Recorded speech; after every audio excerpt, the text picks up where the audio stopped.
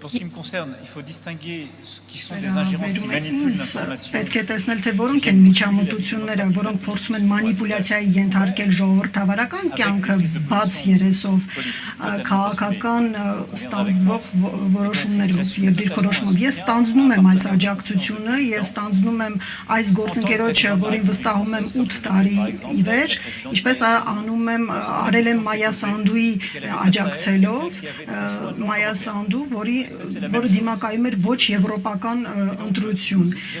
եւ ես ստանձնում եմ լիովին այս որոշումը, այսինքն պաշտպանել Եվրոպան, Եվրոպայի որոշումները գալով այստեղ, բայց դա նույնը չէ, ինչ այդ փոխազդեցությունները, այդ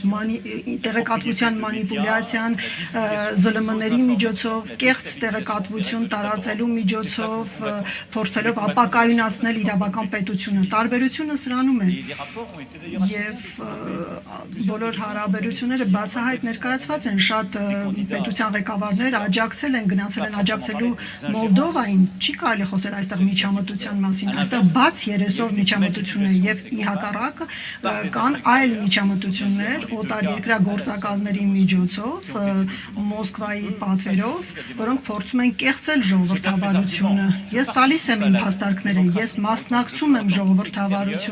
ժողովրդավարությանը որպես Ֆրանսիայի նախագահ, ես չեմ կեղծում, ահա այդ տարբերությունը կարևոր է դա հիշել։